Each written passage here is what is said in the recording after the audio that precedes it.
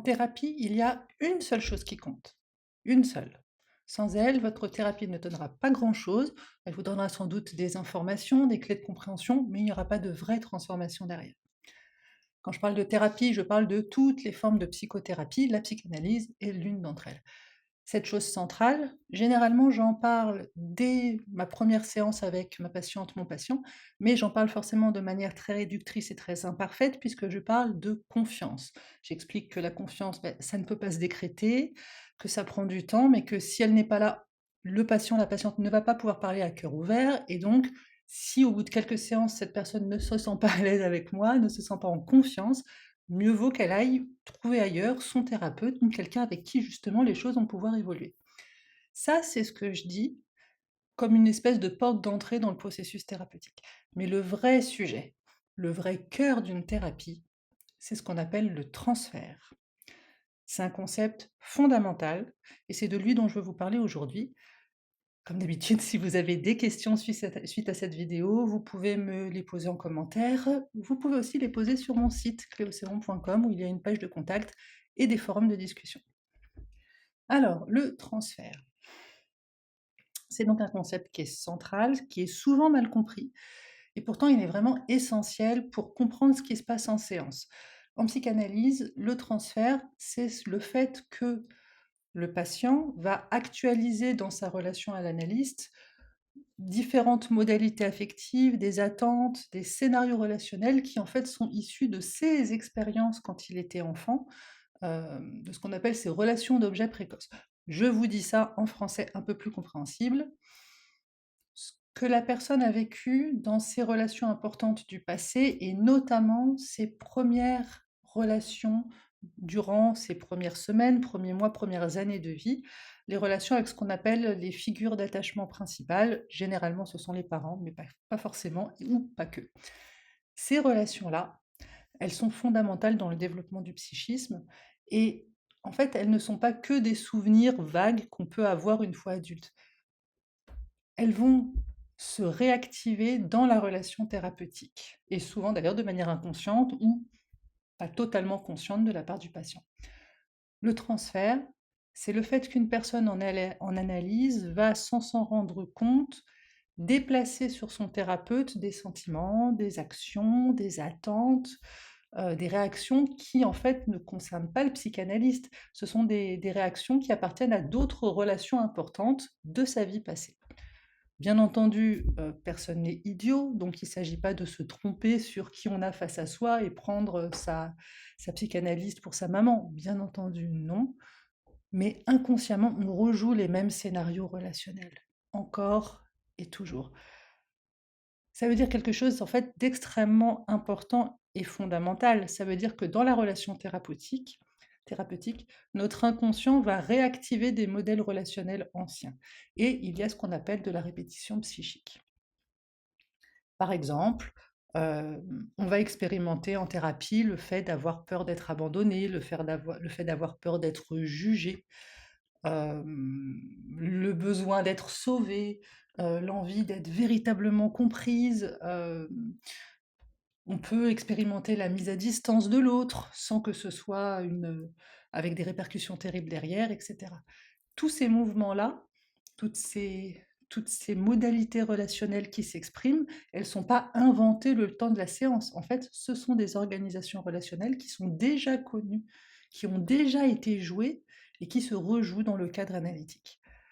Freud nous parlait de névrose de transfert. Pour lui, ça voulait dire que les conflits psychiques internes vont trouver dans le processus analytique comment on peut dire, un nouveau lieu d'expression, une nouvelle scène où ils vont pouvoir se rejouer encore et toujours, s'actualiser, comme il le dit, c'est le terme qu'il utilise. Donc concrètement, ça veut dire que le temps de la séance, l'inconscient ne va pas que se raconter, il va aussi se mettre en acte. Il ne s'agit pas que de parler de son passé, c'est aussi l'inconscient qui se met à rejouer ce qu'on a déjà connu avec des personnes importantes de notre vie et on crée des traces psychiques et on crée des douleurs qui persistent dans le temps. Si c'est pour vivre des choses douces et harmonieuses, en fait, notre cerveau, il les a enregistrées dans un petit coin, il n'a pas besoin de les réactualiser. Donc, quand il s'agit du transfert, c'est vraiment un concept qui est central dans un processus thérapeutique quel qu'il soit parce que parce que ce n'est pas qu'un effet secondaire de la thérapie. C'est la base, c'est le matériau clinique principal du travail analytique. Le cadre est extrêmement important dans un processus thérapeutique. La régularité des séances, la stabilité, la neutralité de l'analyste, plus ou moins relative bien sûr, parce qu'on est des humains, mais tout de même, c'est ce cadre-là qui est précis et qui fait que vous avez confiance. Effectivement, si vous savez que la porte, quand vous devez arriver, le lundi à 18h, je suis présente et je vous attends, vous ne remettez pas ça en question, vous avez confiance en le fait que je suis présente psychiquement, je suis là à l'heure, le cadre est stable, le cadre est connu et si en plus, au cours de la séance, vous avez confiance dans le fait que je ne vais pas vous critiquer, je ne vais pas vous imposer ma vision de la vie, je ne vais pas vous dire que vous avez tort. Tout ça, ça va permettre en fait que des mouvements puissent émerger et en plus, ces mouvements-là, ils ne sont pas dans une réalité extérieure. Ils sont mis en scène dans un cadre extrêmement sécurisé et sécurisant.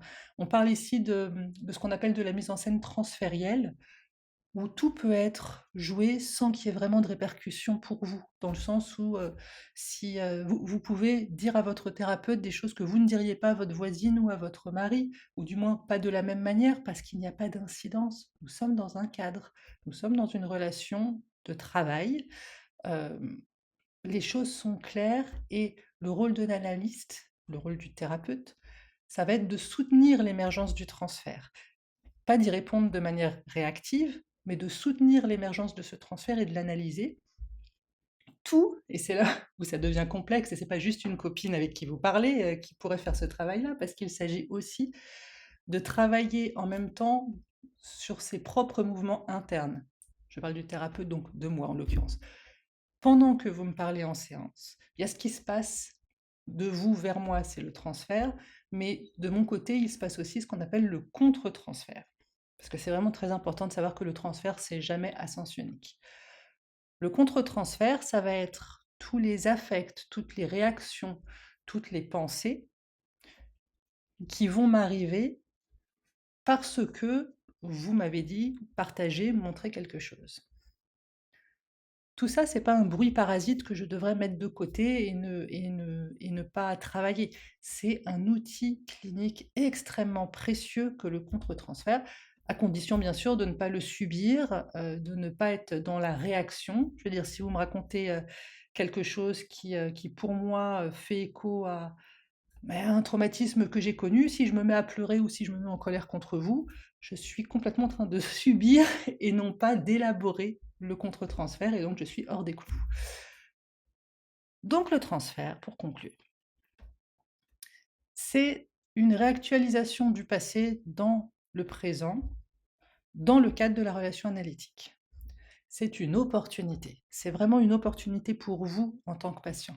Parce que c'est dans ce cadre-là que vos scénarios psychiques vont devenir visibles, qu'ils vont devenir pensables, et donc, petit à petit, ils vont devenir transformables. Et donc, de ce point de vue-là, la psychanalyse, c'est vraiment intéressant. C'est pas simplement une prise de conscience intellectuelle. Il s'agit vraiment d'engendrer, d'initier une transformation profonde. La transformation de la modalité des liens, de l'expérience affective et de manière générale de la manière dont vous êtes en relation avec les autres, en relation avec le monde et surtout en relation avec vous-même. Alors oui, hein, une thérapie, c'est du boulot, mais c'est aussi la seule voie que je connaisse vers une vraie transformation de vos automatismes. Prenez soin de vous. À très bientôt. Bye bye.